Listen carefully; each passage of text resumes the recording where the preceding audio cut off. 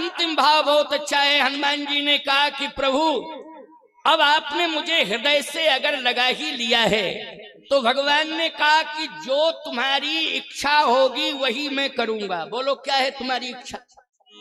हनुमान जी ने कहा जो मेरी इच्छा है उस इच्छा की पूर्ति आप करेंगे? भगवान ने कहा करूंगा करूंगा करूंगा।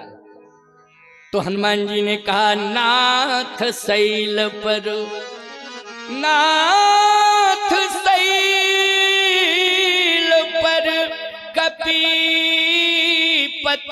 रही,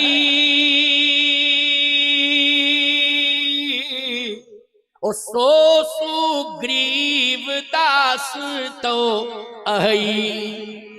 पर्वत पर सुग्रीव जी रहते हैं, वो दास हैं। भगवान ने कहा कैसा दास है? मैं नीचे हूं, वो पर्वत पे है। अच्छा एक बात बताओ, दास को तुरंत जो है स्वामी के पास आना चाहिए तभी तो दास है। लेकिन स्वामी जो है दास के पास चल के जावे और पास में स्वामी आ जावे और दास उतर के ना आ पावे, काहे का दास है? बोलो भाई। जब स्वामी नीचे खड़ा है और दास ऊपर बैठा है, वो आ नहीं रहा है तो किस बात का दास है? हनुमान जी ने कहा इसलिए मेरी प्रार्थना है कि आप चले चलिए, दास वाले पद का पूरी तरह निर्वाहन नहीं कर पा रहा है जिम्मेवारी से, इसलिए मेरी इच्छा है कि आप जो है उसे दोस्त बना लो। दोस्त? भगवान ने कहा दोस्त क्यों बना लें?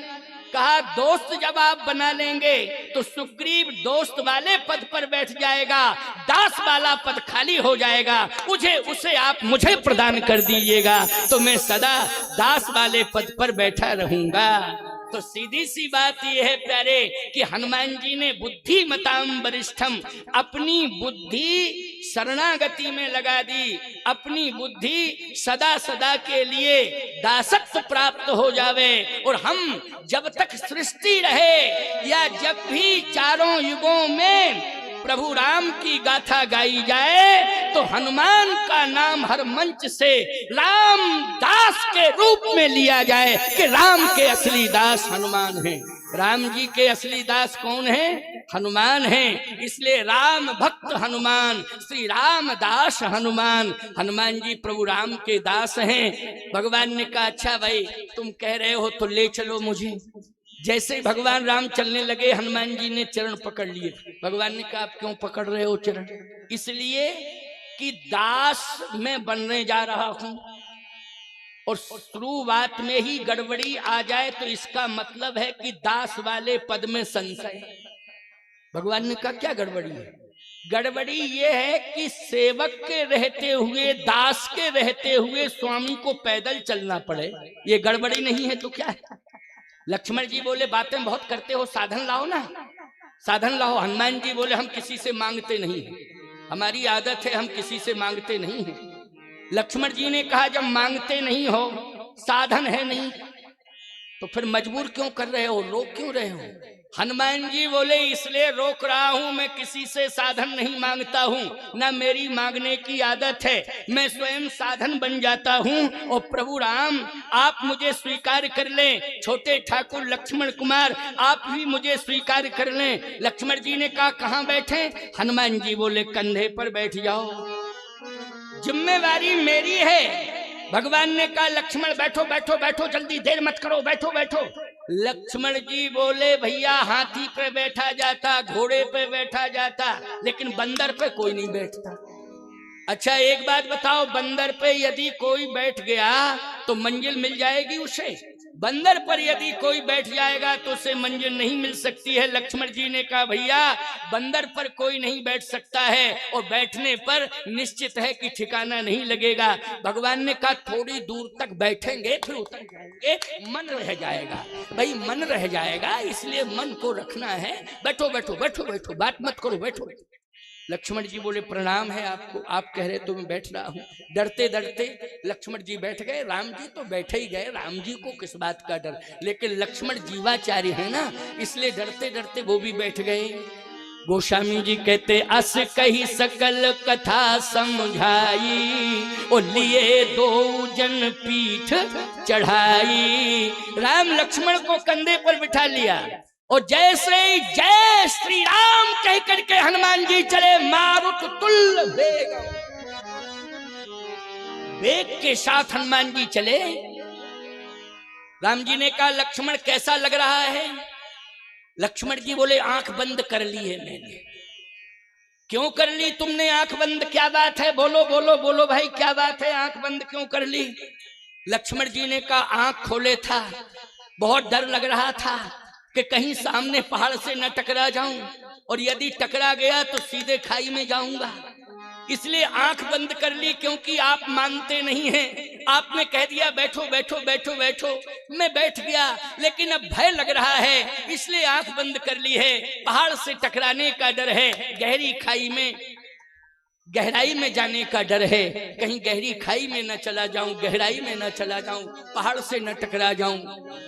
भगवान ने कहा हनुमान बस तुम्हारी सेवा को मैंने स्वीकार कर लिया, अब नीचे उतार दो। हनुमान जी बोले जब वचन दे देता हूं तो बीच में नहीं छोड़ता हूं, मंजिल तक ले जाता हूं, बीच बीच में छोड़ने का सिस्टम नहीं है। अच्छा बोलो तुम हनुमान जी का दरबार पकड़ लोगे, उनके चरण पकड़ लोगे, विश्वास है कि बेड़ा पार हो जाएगा? जल्दी बोलो, बोलो है विश्वास कि नहीं? बेड़ा पार हो जाएगा, मझधार में नहीं डूबेंगे, अटकेंगे नहीं, झटकेंगे नहीं, लटकेंगे नहीं, बेड़ा अवश्य ही पार हो जाएगा। बोलो ये विश्वास हो जाता है कि नहीं हो जाता है? तो आज हनुमान जी महाराज स्वयं कहते हैं कि प्रभु मैंने वचन दिया है कि जहां पर सुग्रीव सो सुग्रीव दास तो वही, जहां वो रहते हैं मैं वहीं आपको पहुंचाऊंगा, हम बीच में नहीं छोड़ सकते हैं ना उतार सकते हैं। भगवान ने कहा ऐसा है मेरे भाई को डर लग रहा है। हनुमान जी ने कहा भाई की बात छोड़ो, आपकी क्या कंडीशन है, आप अपनी बात बताओ, क्या हो गया? पीछे धक्का मार, अच्छा सिंहासन को झेल रहा है पीछे से, क्या पीछे चला गया था? खिसकते खिसकते, अच्छा आड़िया बेड़िया लगे हैं पीछे, क्यों भाई? हाँ इसलिए सड़काते चले जा रहे हैं, क्या करें? ए सड़क के कहाँ जाओगे प्यारे? जिंदगी भर हो गया इसी सिंहासन पर बोलते बोलते, लेकिन सही बतावें आपको, प्रतिवर्ष रिपेयरिंग करानी पड़ती है, प्रतिवर्ष रिपेयरिंग करानी पड़ती है, साल में 2 बार रिपेयरिंग करानी पड़ती है, नहीं तो ये ओड़े बोड़े सब डिस्टर्ब हो जाती सिंहासन। ये भी कहता है सिंहासन किस महात्मा के पल्ले पड़ गया मैं है। मुरारी बापू ने एक बार व्यंग किया था, उन्होंने कहा था कि कामतानाथ पीठाधीश्वर ऐसे जगतगुरु हैं कि एक साल में 4-4 सिंहासन तोड़ देते हैं। क्यों भाई? 4-4 सिंहासन तोड़ देते। उन्हें अनुभव है क्योंकि कई कार्यक्रमों में उन्होंने मुझे बुलाया है और हमेशा फोन दूरभाष से बात करते रहते हैं, तो एक आत्मीयता का संबंध है, इसलिए उन्होंने एक ऐसा अपना भाव व्यक्त कर दिया कि मैंने देखा है कि वो जगतगुरु जो है साल में 4 बार सिंहासन बदल डालते हैं, 4 बार। अरे भाई सिंहासन है ये तो साधुओं का सिंहासन है, लेकिन रिपेयरिंग होती रहती है परंतु सिंहासन वही रहता है। लेकिन नेता तो सिंहासन क्या बदलते, पार्टियां ही बदल देते हैं। क्यों भाई? पार्टी बदल देते हैं। अगर इस पार्टी में काम नहीं बना तो इसमें आ जाओ, इसमें नहीं बना तो इसमें आ जाओ, इसमें नहीं बना तो इसमें आ जाओ, बदलते ही रहते हैं, बदलते ही रहते हैं। याद रखना, अपना चरित्र का निर्माण करो। मैं किसी राजनीतिक पार्टी का नहीं हूं, मैं राजनीतिक दल का नहीं हूं, लेकिन रघुकुल रीति सदा चली आई, प्राण जाए पर वचन न जाई। इसलिए चरित्र का निर्माण करो। यदि ये राम की वाणी है, श्री राम के पिता की वाणी है, तो श्री राम की वाणी के कारण हर इंसान की ये वाणी होना चाहिए कि हम जिसे वचन दे दें उसका पालन करना चाहिए। और सत्य तो ये है कि आज दल भले ही अनेक हो जाएंगे, लेकिन आज साईं खेड़ा में तुलसी दल का मंच लगा हुआ है। सारे लोग लोग तुलसी दल के सामने समर्पण कर लें तो याद रखना उनका परिवार दलदल से बच जाएगा, उनका परिवार दलदल से बच जाएगा, नहीं तो बुलडोजर चल जाएगा। सीधी सी बात यह है। इसलिए सावधानी हटी और दुर्घटना घटी। इसलिए सावधान हो जाओ, दिमाग से काम लो, समर्पण भाव से काम लो, समर्पित भाव से लक्ष्मी नारायण यज्ञ भगवान के चरणों में, उनके दरबार में परिवार सहित समर्पण करो।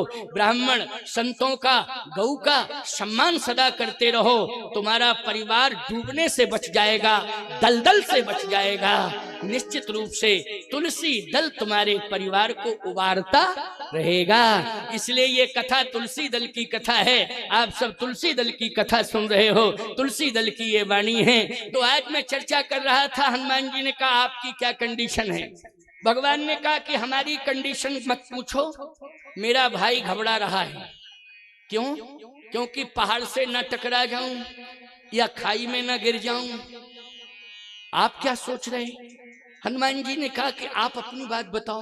भगवान ने कहा कि मैं भी यही सोच रहा हूं कि बड़ा वेग है, इतना वेग है कि सामने पहाड़ है, हो सकता पहाड़ से न टकरा जाओ, और पहाड़ से टकराने का परिणाम होगा कि नीचे गहरी खाई है, उसमें जाने का डर है। इसलिए हम भी चिंतित हैं और हमें भी तुम्हारी चिंता सता रही है कि तुम पहाड़ से न टकरा जाओ, तुम गहरी खाई में न चले जाओ, हमें भी चिंता है। बस हनुमान जी ने जैसे ही सुना तो और तेज स्पीड कर दी हनुमान जी ने, और वेग बढ़ा दिया हनुमान जी ने।